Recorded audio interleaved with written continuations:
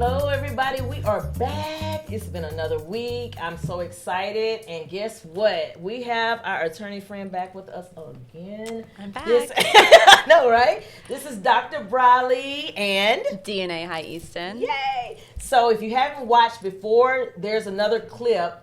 The first section of it's in season 2 of us talking about estate planning and just getting your life together, and that's what we're talking about today. So she's very knowledgeable on those things, and that's what we're going to jump into. I personally had an experience that I'm gonna share with everybody. I forgot to even tell you to think of something funny or you remember, but well, it's funny. Before you even start, I did think of something fun. Well, not really funny. I talked about something. It was something tragic. Okay. But things are always tragic in my life because of the nature of what I do. But Right. do you want me to tell you now, or do you want Yeah, to wait till no, after go you ahead, tell go your ahead, story? Share. Go Okay. ahead, share. Well, it's funny. I was talking to my legal assistant about this, and I was like, I have to think of something funny because I know Dr. Briley is going to ask me of something funny. So, but everything in my office had drastically shifted. I had some personal things happen. I had a lot of the people that have been assisting me in my firm who were unavailable. My office had to shift. So it just goes to show how quickly things can happen in a short time span, especially when you're trying to help other people. So it's not really funny, but it felt funny because I felt hysterical, right? Because I was like, oh my gosh, everything's changing at one time. What am I going to do? But for the most part, that is something that was impactful in my life within the last week or two. Right. Well, and I'm gonna say this: usually, when something dynamic shift like that, that means good things are about to really explode. Like it always ends up that way. Like when an uncomfortable kind of weird shift happens, it's like, oh, okay, I didn't see that coming, but it emerges something even more better, almost. It does. I always tell people that He makes me uncomfortable because when he makes me uncomfortable, I'm supposed to elevate to another level that I didn't even know was possible. So I was scrambling, I was having faith, and I was freaking out. I felt hysterical because I was like screaming at the top of my lungs in the best way possible, like, what am I gonna do? Because I had clients that needed to come to the office. I had people I was trying to help. I had a estate planning signing. I had to go to the hospital the last minute, and unfortunately my client died a couple hours later. But it's been a lot. So that it's not a funny thing, but I feel like with my segments, it's never really that funny. It's just, but I didn't get attacked by the dogs this time, so that's good. That's good. That's funny.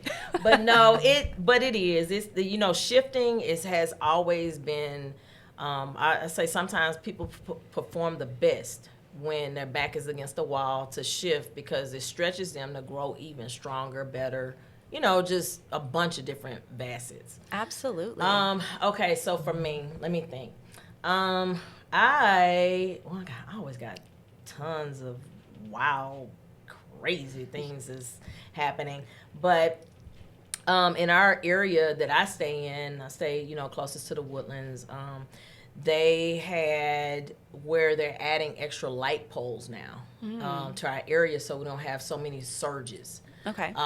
And so I was just at first I saw the poles down on the ground. It's just an interesting story, y'all. I just saw the poles down on the ground. Then the next day, I just saw all these workers. And literally, I was in my backyard this morning letting the dogs out. And it's my backyard. So I'm thinking I could, be in my backyard. So it wouldn't be something that I wear in the front yard. Oh, no. So I hear talking, up above, way up above. And I'm like, where's that talking coming from? And I completely forgot they were going to be doing these light poles. And so it's this man in this big old thing with his, he's straw strapped. And he's literally looking at me in the backyard. And at that point, you don't just take off running or nothing. So I'm thinking and I had the shortest shorts on, y'all. Did you do the Simpson walk back? You go back into this. I was a little ashamed. I had a little tank top on, the shortest shorts on. At least you were wearing clothes this time, though. Yeah. I was in. I had clothes on, but I was like, oh, this is not the look. I just kind of took the bonnet off. Just trying to make myself, look a little bit better as I'm scooting back in the house with the dogs. And I'm calling the dogs, and they're like crazy acting, running around. Like, I'm like, let's go. Let's use the restroom. Let's go back in. They didn't even detect the tone of my voice. But I thought that was a pretty wild, weird, funny moment for me. You have funnier moments than I do. I need to have some more funny things happen in my life. You probably have a lot of funny things, but you're so busy. You're probably like, I don't got time for this. Just leave me alone. Gotta help my clients. Gotta help my client. Yeah, I gotta help my client. I ain't got time for this. But yeah, I just thought that was I was like, and then I look up and he's looking at me. I'm like, Jesus. But nevertheless, we're diving deep into the second session of this on the third season of Real Estate Defined on estate planning. Mm-hmm. So I had one of the biggest things when I called you, I was like, man, this is like really a serious topic. Like I got a chance to experience it firsthand. Right. People don't realize it until they do experience it firsthand. Yeah. So I got a chance to experience it firsthand, and firsthand experience was my favorite uncle passed away. I'm sorry for your loss. Yeah, he passed away. But the beautiful part about it was their affairs were in order. And so it made me think about you immediately when I was with my aunt, my cousins. He had 2 daughters, a wife, and because affairs are in order, people can grieve better. That's what I say. They don't have to grieve in such a way that they're worried about tomorrow or they're worried about something because things aren't in order, right? Mm-hmm. So they were able to grieve. Well, grieving is grieving. Yep. You're gonna grieve, and it takes time to get over that. But it's another dynamics when you're having to grieve when your stuff is not in order. I tell that to people all the time. It's literally, I think I said this on the last show, it's the best gift you can leave your family. And people don't realize it until they're having to experience it, right? And so I talk about it, but it's another thing for people to really, truly understand it. Because the last thing you want to do, the last thing you can even do, like you might not even be capable of it, is to grieve and deal with life afterwards, right? I mean, I experienced that grief. I think I said this too. It was once every 6 months for 2.5 to almost 3 years. Right. It was debilitating for me. And so when something is that debilitating, I come from that perspective shift when I work with all of my clients, because I don't want them to have to go through what I went through. The fact that your uncle had his affairs in order, it benefits not just him, but it benefited your aunt, it benefited his kids, it's going to benefit the next generation after his children. And it allows your family to fully grieve the way that they're supposed to. And grief comes in stages and waves, right? So immediately after someone passes, you're in shock, and then you're angry, and then you're sad. And can you imagine having to then be like, now I have to find an attorney to move all of these assets? Or people think that the affairs are in order. They think something is done correctly, and then 10 years go by, they're like, oh my goodness, I thought this was taken care of. It wasn't. Now I have to go back and reinvent the wheel, and then we're dealing with other issues that are involved with that. So I say that to say I'm so sorry for your loss.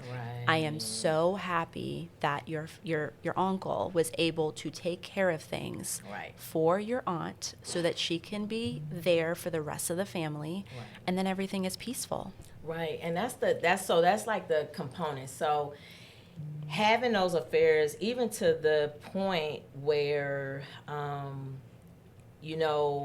he passed on I'm trying to remember on a Friday, and by that weekend, planning what they needed to plan, which was minimum. Well, it was a lot. My cousin planned everything, but by that Saturday of the next week, it wasn't like waiting weeks and weeks. Some people wait a long period of time because they don't know where stuff is. They're trying to get stuff together. Yeah. But literally that was within 6 to 7 days, and now he's put to rest the proper way. And they were able to focus on things that actually mattered, caring for each other. Right. And focusing on things that mattered, because it's more than just even the real estate portion of it. It is also the I call it too, and I this might sound weird, but I know I'm gonna have to eventually do a show on resting place, because that's real estate too, because you're paying that either monthly or you're paying it all in one big chunk. Yeah.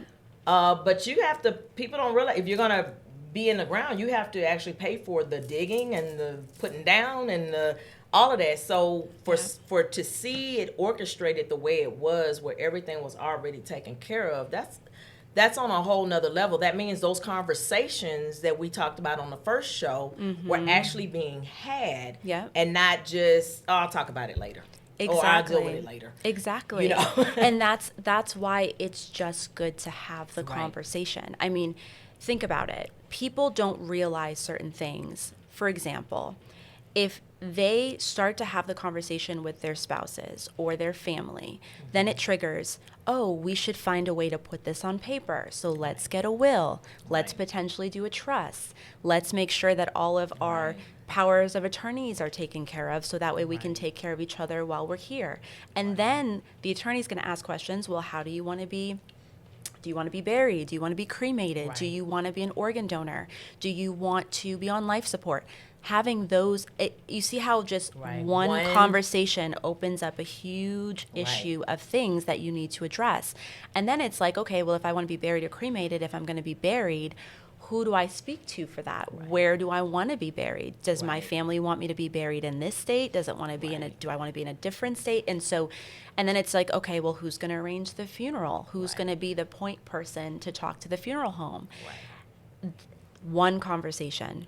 Just opening up your mouth to say. That like gives me chills to think about how you're saying it, because it's actually that way. And that's why I said, even on Real Estate Defined, even to have a person that sells burial plots, because that is real estate. That's your resting place. It is. I mean, that's real estate. You have to pay for it. It is. You know? It is. And people think that they do not need to have a will. They're like, oh, I don't need to have a trust. I don't need to have a will.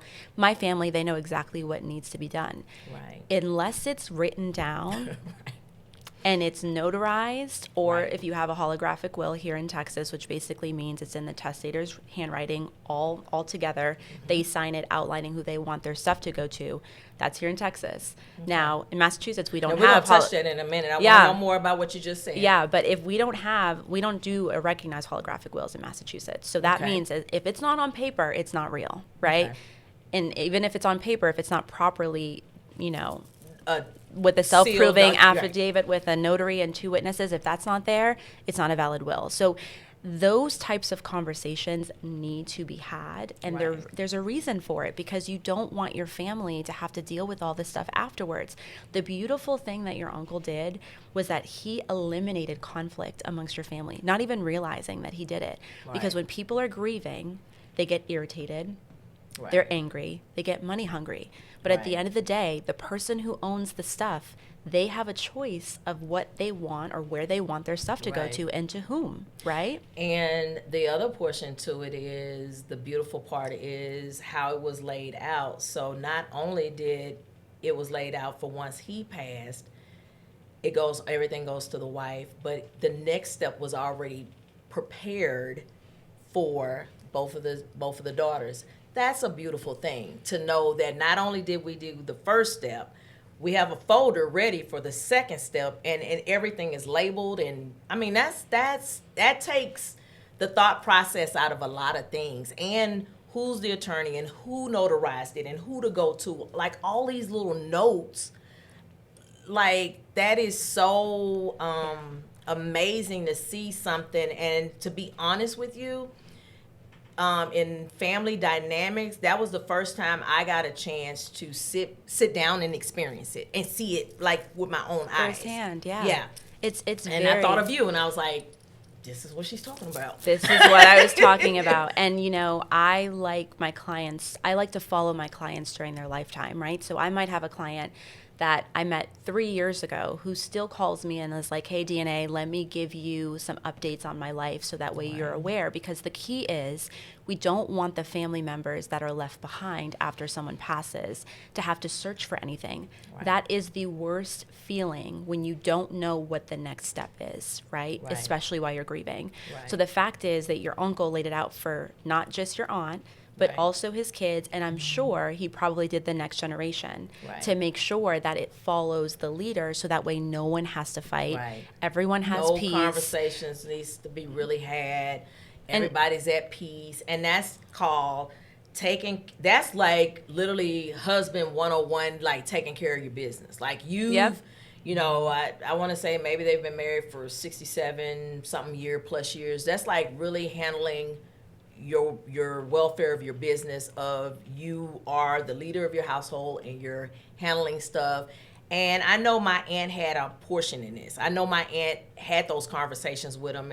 I know that more than likely it wasn't just him just do. It was probably her going to the table as well, saying, because she knew exactly where to go for what. Like she was like, oh, wait a minute, hold on, here it is for this, and this is this, and it was like orchestrated. And I'm looking at her and I'm like, you know, I know you're grieving, but man, she was like on it. And at one point, my cousin, the oldest, of course, the older kids always, you know, take the lead and stuff, but she just swooped in there and just started handling business. And before you knew it, we got a text message of when the date was, and I was like, what, 7 days? Like, what? Yeah. Let me go get a dress. Amazon did it. No. You know, it was just so beautifully orchestrated. Right. And I even, after the funeral arrangements, I even told him, I said, your dad would be so proud to know how smooth everything went. Because absolutely, that is the ultimate goal when you have family that can feel comfortable through that transition. I said, I was like, oh my goodness, job well done. And it's not, you know, when we talk about death and it's like what you said, it's always like, oh. But when you could like literally clap and say, job well done, this was so beautiful, orchestrated. And another thing that I want to give kudos, because I'm pretty sure y'all going to watch the video, was I absolutely love that the service happened, the viewing, the service, and then we ate. We didn't have to wait until we went to the burial ground. Oh, good. You had the repast early. The repast early, and then if you wanted to go to the burial ground, then you could, along with the family. So I thought that was a switch up of things that I've never experienced. That's nice. You know, that way you can either let the family handle their time, but it didn't capture your whole day as well if you wanted to disappear and now leave and let the family. So when I say it was orchestrated, and that might have been a wish of his, put together. Right. Now, you did just say something, and I said we'll come back to it. You said hologram. Holographic will. Okay, tell me more. Yep. So basically, a holographic will is an opportunity where somebody can write their will in their own handwriting. Only, like in Texas. I can't speak to other states because I'm not licensed in other states. I always have to preface that, right? Disclaimer. Right. But what it means is that you can actually take what you write down in your own handwriting, as long as you date it, you sign it, and you put like, I named this person as the executor of my estate and I give all of these things to X person. We can actually take that handwritten document and probate it with the court. Okay. So it's a way of being able to transfer things, right? Okay. Just like a regular will. So can you take that and get it notarized and then just take it to the courthouse? No. Okay. No. So it in order for it to be a holographic will, it has to be in the testator's own handwriting. Okay. Has to have a named executor, beneficiaries listed, has to be signed by the testator. Okay. You don't need a notary and you don't need witnesses. That's what makes it a holographic. That's kind of the terminology that we use. Okay. So there's some people that have actually probated a napkin, right? Like someone wasn't able to get a piece of paper. Exactly. They wrote a date, wrote all that stuff down. And was able to probate the napkin. That's a blessing in Texas, to be honest with you. That can kind of help people that have, you know, sometimes people are scared of attorney fees or just That's why you got to find the right attorney. Yeah. Find the attorney that does all flat fees. Yeah. So that's what I'm saying. So that can, because I hear that a lot, and they're like, oh, I don't have the money for that. You know, I'll just have to wait till that time comes. And I'm like, that don't make sense, but okay. Yeah. But people get scared, you know. They because do, and they don't know what to do. They don't know the right thing to do. And so holographic wills are a great tool that we have here in Texas. Texas has a lot of great tools. The only thing is you have to capitalize on the tools, right? Do the right things to work the tools. And you have gotta the know tools. about it, because that was my first time. I've heard about people writing in their own handwriting, but I didn't know the legal term of what it's called. Yep, that's what it's called. So that's educational, y'all. Listen, I got you guys. Yeah, that's educational. This is why she wanted me back. Yeah, for the second show. Yeah, because like I said, experiencing it firsthand, seeing it. Yep. I can see how that could have went terribly wrong. Yes, and you know what? Having a holographic will is kind of a first step. If you're too afraid to talk to an attorney, you can do that. But I will say that holographic wills give rise to a lot more contested litigation, right? Because then people are going to say, well, were they under any type of influence when they wrote that? You know, did they actually write that? Did someone else write it for them? You know, it's those types of conversations. And when someone has a holographic will, it gives rise to a lot more problems, which will lead to the probate court. So that's why it's really good when you speak to somebody, you speak to an attorney, they can give you a better idea. Because a lot of people will have a holographic will to start off because they're like, I don't want to speak to an attorney, this is too much for me. But then they'll come find an attorney later, and then what we'll do is we'll put it in a self-proved, self-proved will, which basically means it's signed by the testator, which is our terminology for the person who signs the will, who creates the will, signed by the testator, having two witnesses, and then having a notary. Because obviously, if it's self-proved, the court's going to accept that more so. But obviously, the goal for every single person in this world is to not have you guys go through the probate court. I talked about it last time on the show. You don't want to deal with it. You don't want to do it. So we would find other ways to ensure that you don't have to go through probate. What about is in Texas? I have heard of people doing videos because to be honest, there are some people that I do know currently that have a VHS video that they created, and does that work legally? A video to say, they're reading their stuff and what they wanted. And so I always tell people that videos are good supplements, but they don't replace a will.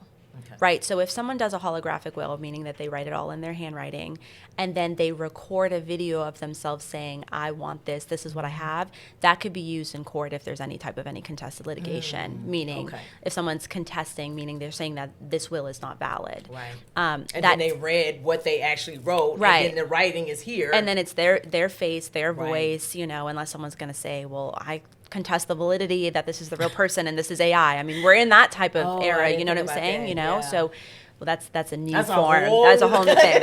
But at least in that regard, it would help to supplement, to provide evidentiary proof that this is in fact what their wishes were, right? But obviously, the best sure way to do it is to make sure that you have a will signed by two witnesses and a notary. You might still have some contested problems, right? Someone might fight and say they were under a certain type of influence, they were coerced into doing something, they were incapacitated, meaning that they didn't have the capacity to sign at that moment. Like, there's still some issues that can be raised with a will in general, which is why I say the best surefire way to ensure that is to have a trust. But there are ways that we can ensure that if you don't want to have a trust, or you don't have the money to buy a trust, you can still protect your property. Right. Around about, because I know the last time, I remember there was because we get questions that come in our inbox in the email of the podcast show. I remember people asking questions of around about how much is a trust? Around about how much is a will? Because we talk about it, but around about from, I guess, basic to detail, what does that range look like? And you know what? It's so hard. Everyone on the show is going to hate me, and I'm sorry. I always say this. I don't really give out prices, and I don't give out timelines because it can range. I do ranges for all of my clients, and the reason I do that is it's based on the pricing that they choose, right? And it should be based, too. Is it based on, what they have? I mean, what if somebody has nothing? Yeah, so you know. it's based on what they have, what we need to do to protect Right. it. But in reality, I do ranges for all my stuff and I do flat fees. Okay. So every attorney is going to charge something differently. You Right. just have to find the right attorney that's going to do the best practice for you, right? Right. So for me, I follow my clients during their lifetime. So it's a little bit more expensive than maybe what someone else might be charging Right. because they're just selling documents. Right. I don't want to sell just documents to my clients because that's how documents can fail, right? And unfortunately, I will always tell them myself in the best way possible because I think that everything is a learning experience. But there was a client that I just recently had about a month ago, and they reached out and they needed to have a will-based package and everything. I was traveling to the hospital to go visit them, right?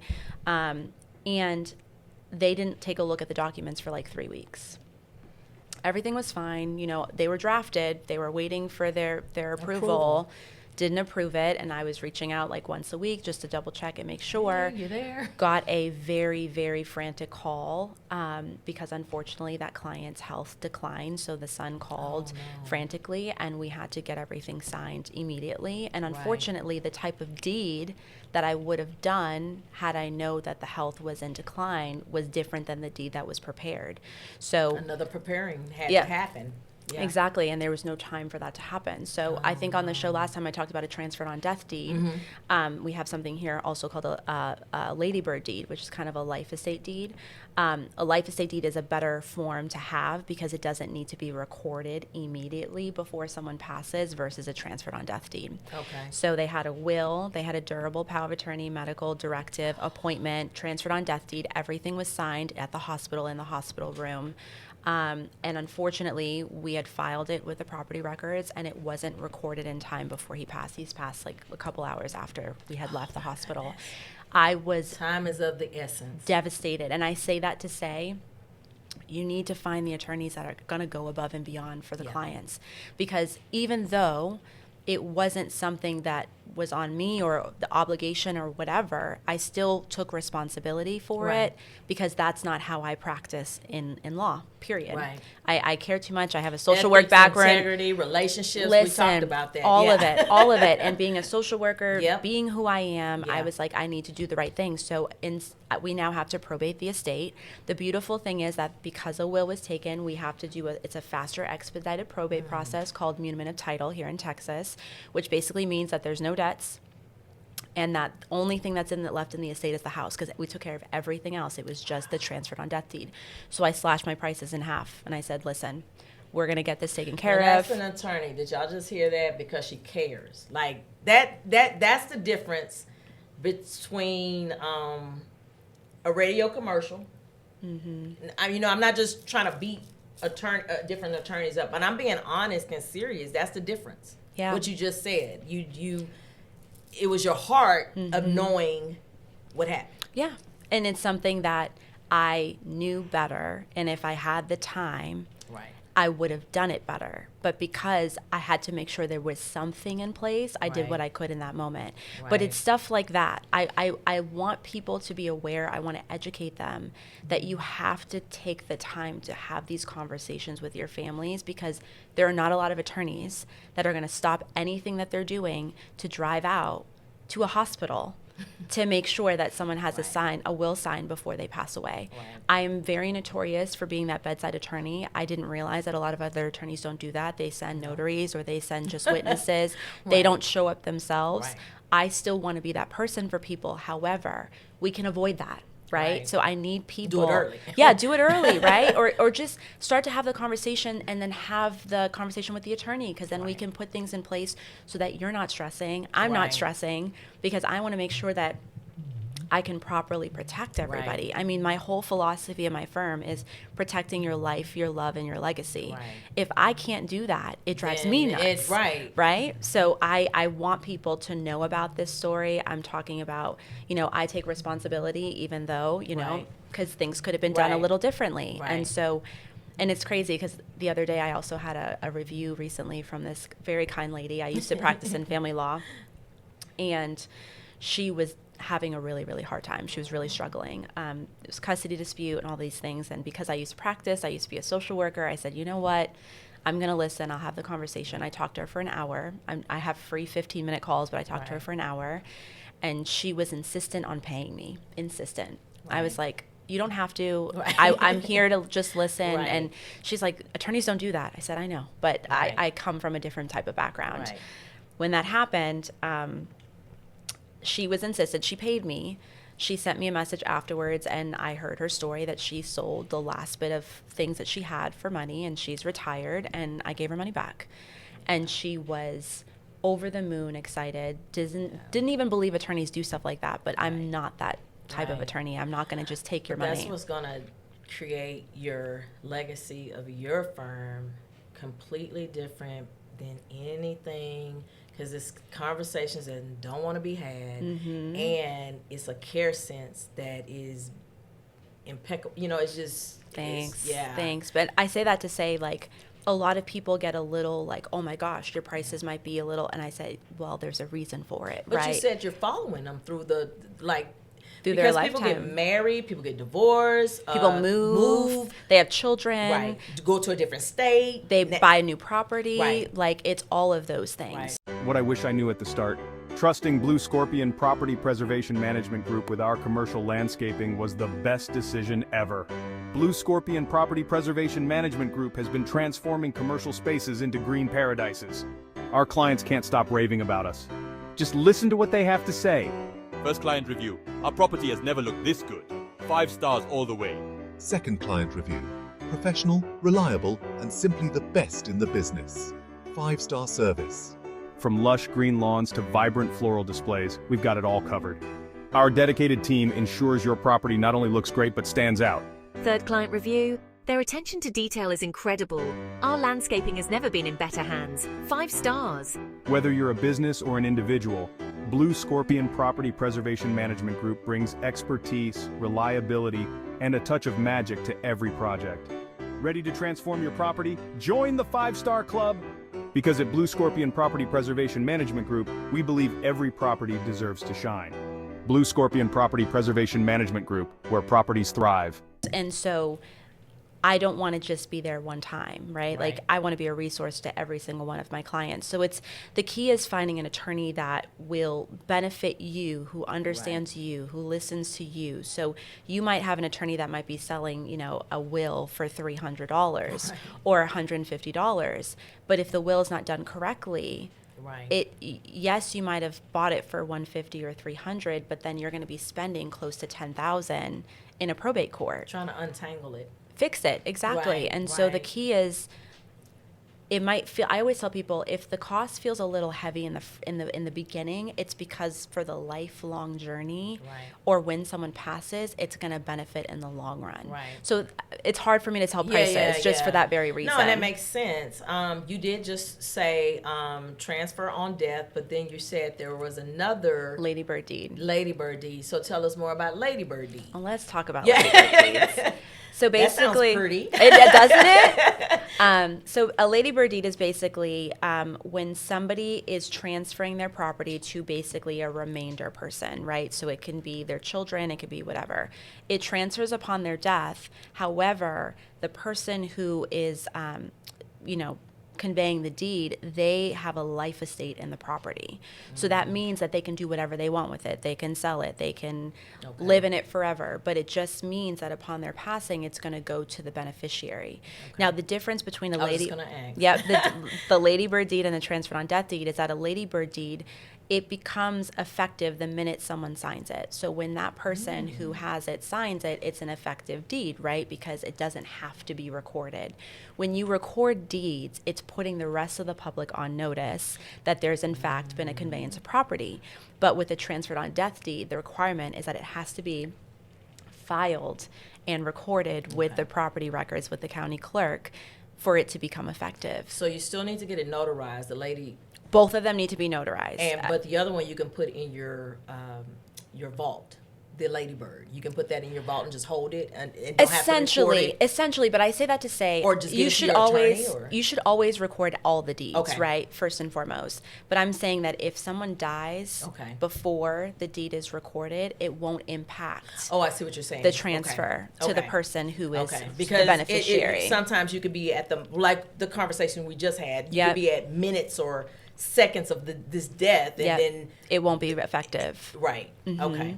Yep. So I see the difference. Yep. Wow. So when there are people that are in imminent health issues, I typically will do a Lady Bird deed because that means that they might be passing sooner. I don't want to have what happened happen. And so, which will cost the family more money, more more time, Right. potential conflict, because then it opens up the liability for everyone to want to get a piece of the pie. I mean, that's the struggle, right? So the goal is to avoid that. So the ladybird so I know you said necessarily don't have to be filed at that moment, but it still will be filed. Yes, it still will be filed. So Okay. there was a situation where I had a client that happened to. He was on the brink of death, and instead of doing a transferred on death deed, I did a ladybird deed. Right. He passed away before it was recorded because it took a And little that while. takes It's a different county. Right. And the good thing is it was still an effective transfer, properly conveyed to all the beneficiaries that were listed. Okay. And so it didn't matter that it wasn't recorded right before. And actually, I'm gonna be honest with you because on the show the last time we talked about some counties are like slow or don't have that many people or have these funny operating times that they want to do stuff, and you might think a county's operating time should be from 8 to 5, and they're saying, oh, we only work from 8 to 2 because we're in Spitmobile. And that can, a ladybird can come in handy with that, because if you have it signed and you're actually going and then they're closed, then now it still is getting good effect. But with the transfer on death, if you were to go and then the person passes, it's not effective. It's not effective. And then they have to probate the estate anyways. Right. So I get the two differences. So see how y'all are getting educated? This is a great thing. That's why you need to call her. Yes, you do. Call me. You need to call her. So with so we talked about those two things, but when it comes to trust, I know there's different trust. So you have like the living trust, you have like what is there a baseline to start? Like, okay, I have a will, now I need to take my will to make it a trust, or should you just jump on in and go, let me get the trust? Well, listen, I always tell people that if they have the funds to do it, just get the trust. Do it. Okay. The reason being, as I talked about last time on the show, trust is not public, right? Probating, when you probate the estate, the will becomes public record. Right. So it's completely private.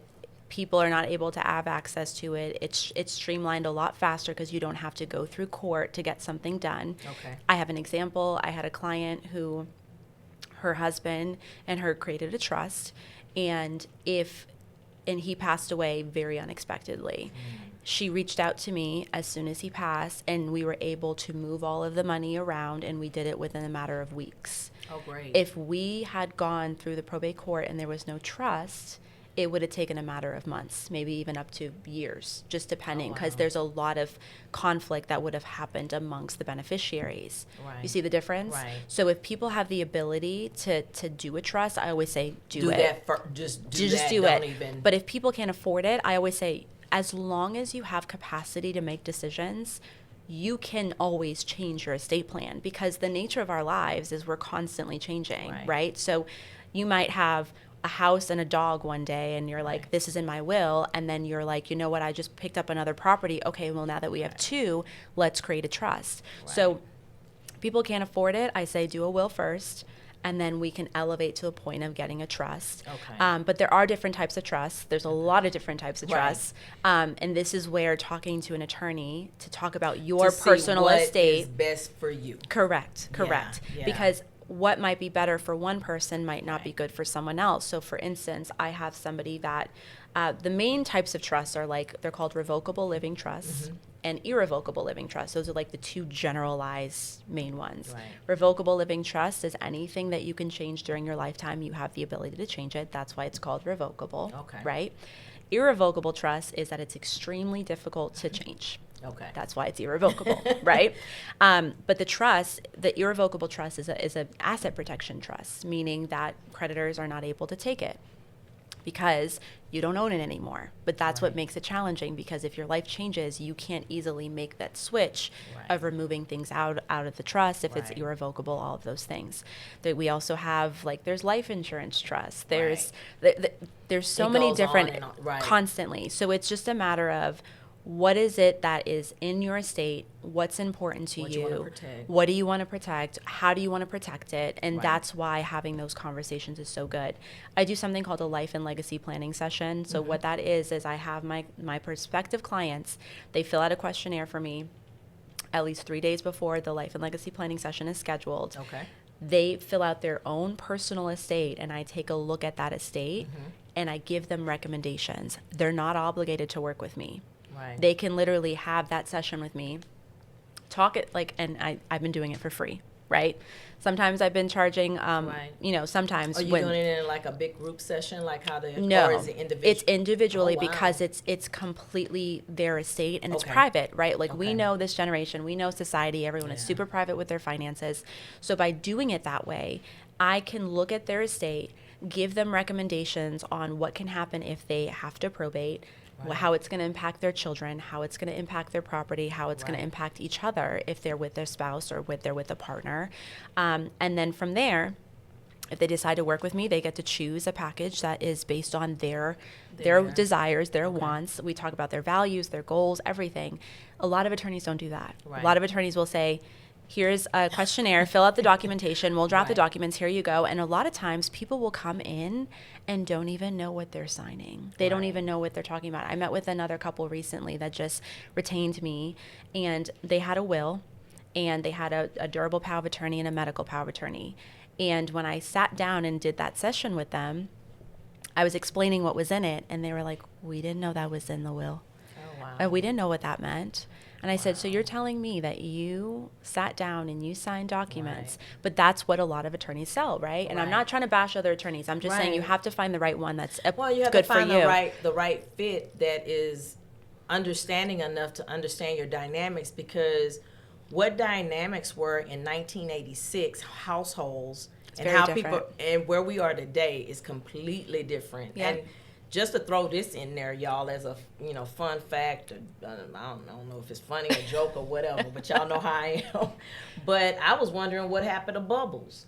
Bubbles, Michael Jackson's, since the movie is out, Michael Jackson and stuff. I haven't seen it yet. I haven't either. I haven't either. Everybody's buying gloves and jackets and trying to find, all this stuff, sequence and stuff. But I was like, well, what happened to Bubbles? And I just happened to think about the man's monkey. And I know he had other animals, but he was glued to Bubbles. Isn't Bubbles at a zoo or something? He is, and he was a part of a trust that Bubbles is taken care of, y'all. I actually found a picture of Bubbles. I actually found a picture of the young man that played Michael Jackson with Bubbles. Mm-hmm. And Bubbles is probably taken care of better than most people is taken care of. Absolutely, because their trust was put in place. And it was put in place for an animal. So And animals are considered property. They're considered personal property. So it's like if let's say Michael Jackson didn't have a trust. Right? Oh, this is going to be a great conversation. Let's say he didn't have a trust. He just had a will. He has a lot of brothers and a lot of sisters and a lot of people that are trying to get access to all of his stuff. I mean, we're still, and I've been on a Michael Jackson kick myself. My husband's like, I've been asking him questions. I'm like, hey, did you know Michael Jackson did this? And did you know he did this? And he was like, are you listening to his songs again? I'm like, well, I always listen to Michael Jackson songs, but now I'm like deep diving, right? Estate planning attorney here. I'm like thinking about all of his estate stuff. It's interesting. It is, but if he didn't have a trust, you know how many people would be fighting in court? They probably would still be in court today. To this day. Wasting money. Wasting thousands upon millions. We're talking millions. Millions. Millions. That's a whole different. Millions of dollars trying to figure out where Bubbles is going to go. Or who's going to have access. Or should he even go anywhere? Exactly. So just put him back in a while. Exactly. So you see the power of a trust.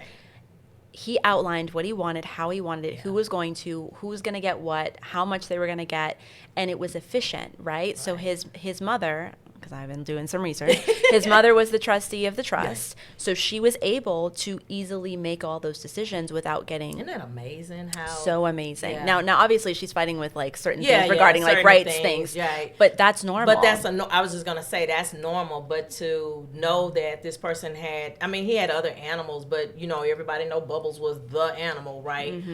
Clothing and everything. Yeah. And he actually have caregiver, like handlers and caregivers that get paid to take care of him years. And then I didn't even realize how long he's been gone. Like, you don't, when they publicize that this person is gone, you don't even think about. And then so I went back and I was like, oh, and they had a little picture of the guy that, you know, the family member that played Michael Jackson in the movie, and then he was looking and Bubbles was looking at him like, you look like Michael, kinda, you know. So I had made that as a one of my social media posts. I had Michael Jackson with Bubbles, and then and I was like, amazing how, you know, all of that stuff really mattered, and whoever he had as his legal team or his, you know, the people that cared a lot about him, they didn't waste by saying nothing about nothing. They were like, don't forget about Bubbles. Don't forget about this. Do this. Right. Don't forget about that person. And that's exactly what you're saying when you're saying, you know, you're that attorney that will sit down and say, what are your goals? Like, what else do you have? You? Exactly. Right. Like, how do you feel about certain things? Right. I mean, what is, if you were gone tomorrow, what is it that you want to give right away, you know, or how much do you want to give to this person, or are you worried about potential conflict amongst these family members? It's having those really important conversations. And I ask a lot of like enticing questions, right? Like, if they're a little grim, and sometimes I have to be a little grim, but like if you were to, you know, pass away on the way home today, like, where do you want your stuff to go to, or who's the first person that you think of that you're most worried about? Like, those types of kind of questions get people thinking, intriguing, curiosity questions I ask. But the thing is, if Michael Jackson didn't have it together and didn't have an attorney that wrote all this stuff out, then they would still be fighting in probate to this day. So everyone, I always tell people, it doesn't matter what you own. If you own clothes on your back, that's property, right? Now, we won't have to probate for clothes on your back because there's no title that's in that sense. But in reality, everyone owns something, or everyone has a loved one that's here on this earth. And if they don't, then who do you want to give your stuff to after you pass away? Right. Well, and since you mentioned clothes, I mean, some clothes are high end, like a Birkin bag. Like they are. So if you got a $30,000 handbag, in that case, I would tell people to probate it. If there's only a will. If there's only a will, I would. But that's why you make the specific bequest within your will, right? So if there's something that's of certain value, right? Like some people have like figurines that are like thousands upon thousands, or like collectibles, or all of those things. Those you need to outline just to make sure it goes to where it needs to go. But here's the kicker. If you have a trust, you don't have to put that in your will, because the trust is going to dictate everything that you want to go, including those specific bequests to people, because the will is public record, right? So I'm sure can be dangerous. It is. I have to look up Michael Jackson's will. I'm going to do that to see if I can find it. Because that could be dangerous, because people can come searching for you, knowing that now you live in a regular neighborhood and now you got a $30,000.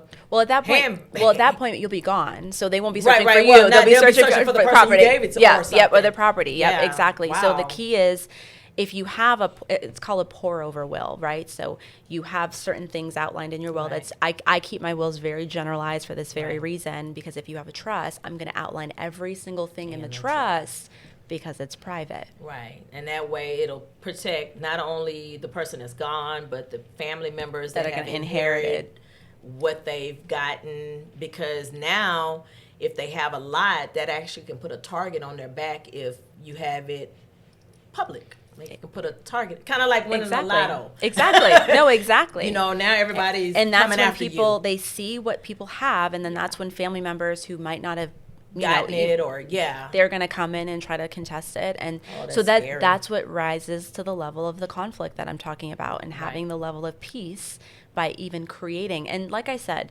if you just have a will, it's okay. Right. There's nothing wrong with just having a will. Move up to the steps of knowing, like, okay, I'm protected a little bit right here, but I need to do this next step. So let me not have coffee for the next 6 months or whatever, and put away a little money, maybe not do that vacation, put away a little money, and really prepare yourself for the next level and the next, Yep. And, obviously, if you have a will, there's other ways. And I talked about this on the show last time where, you have a payable on death or a transfer on death with your bank account. So, there's ways that you don't have to go through the probate court, even if you just have a will.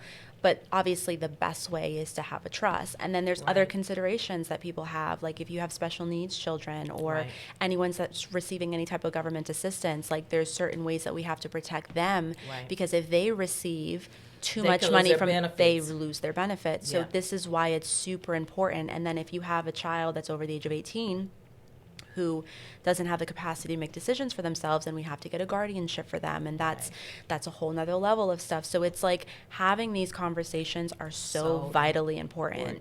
Important. They are. Well, as always, it's so intriguing to have good people on the show. It's very, I'm not, so I'm going to say this. It's very rare that you get invited back on the show. It's not that you're a bad guest on my show, but however, I had to clarify because I don't need everybody mad at me saying, I was on that show, she didn't ask me back. But I like to put people back on a show that can provide you with something that is a good takeaway. These are good takeaways because, like I said, I saw it firsthand for myself how smooth it went. And I'm like, I even called you during the time that literally he had passed that morning, and I called you around that evening, and I was like, because I went to my aunt's house, and it was just, I was like, now this is what she's talking about. And I was on the phone, I said, well, I don't even know if I said my uncle passed or something. No. So I was like, I got to have you back on the show for a second because that I got a chance to see it firsthand, and it could have went so much uglier and not well. But so, what's the last takeaway you want to give somebody as a second time being on the show, and anything you want to share with the listeners and viewers? Oh my gosh, there's so much. Do we have more time? I mean, there's a part 3 now. Yes, we'll make it that way, right, guys? Yeah, but anything? No, but honestly, there's so much I can say, but you just have to have the conversations. I can't specify that enough. I can't highlight that enough. Having the conversation will open up the doors to actually getting your stuff taken care of. And I think it's so important. If I have to go around door to door and educate people on why it's so vitally important to get this stuff done, I will, because it's too important. And and don't get me wrong, a lot of attorneys, a lot of things, a lot of people make mistakes. There's nothing wrong with that. We can always fix it. But I always encourage people, don't do DIY wills, don't do DIY documents, because it creates more problems down the line until you go to somebody like an attorney who can sit down, write everything down and make sure it's done correctly.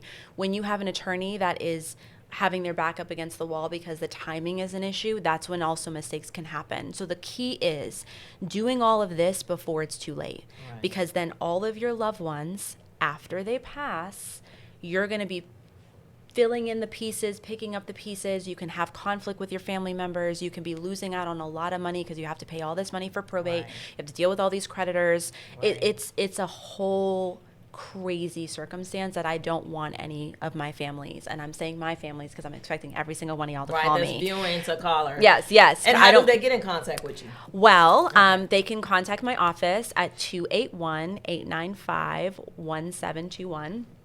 I'm in the Woodlands in Texas. I just recently relocated, so I'm going to say it's 1095 Evergreen Circle, the Woodlands, Texas, 77380. They can find me on Instagram at Easton Law. They can find me on TikTok at Easton Law. And then my website is eastonlaw.com. So you guys just go on, find an intro call. I do free 15-minute calls. If I see that there's another need, we'll kind of put you in there. But if you're interested in doing a life and legacy session, I am so open and willing to have those conversations. And like I said, there's no obligation that people have to use me. They can just get the resources, because my goal is to educate, even if you don't use me and pay me for it. Right. Well, I would say this: it would be foolish not to use her. You watch season 2. her clip, and season 3, you are out of your mind if you're not going to call her and use her. And this is not a promo from me. I'm just saying that this is, good information, and for somebody to have the care to do it the way that you're trying to do it, that's what families need, and during that time of hurt and pain and it's transition. The worst. It's awful, and I lived it. Lived it, so I always come from that perspective. I don't want anybody having to live with it. So when people live with it, especially if I've had a hand in it, it drives me absolutely nuts, and I'll do whatever I can to help them along the process. I mean, I have a quote on my website by Maya Angelou. It's like, people don't remember what you do. They don't remember, that quote, but they remember how it makes how you feel, how you make them feel. And that's my goal, right? Like I really feel like this is a ministry for me. It's purpose driven for me. I'm not in it. I mean, well, that's why you work the way you work. It is. Because of it. Exactly. When it's a passion of yours, work is like not work. You take it as this is birthing of my, so that's good. Yep. Well, congratulations on your new space and where you're Thank you. at. Thank you. Congratulations on all of the workflow coming your way. Oh, yes, more. I'm excited. Call me, guys. Right? But we're going to end the show, and I just want to tell you, like I've always said, when we end the show, thank you so much for watching and viewing and giving us love. And we're, since the last time she was on the show, now we're up to like 300 and I think it's about 70K, so we're growing. I love that. Congratulations. It's crazy how the views happen, but guys, keep watching the show. She gets a lot of great guests, and she has a lot of nuggets that you give people. I mean, she wants to educate the community just as much as I do. So you need to keep watching, subscribe, right? Yes. All the things. Click that little button. Y'all stay healthy, wealthy, and wise, and we will do the same. Okay. See y'all later. Bye. Bye.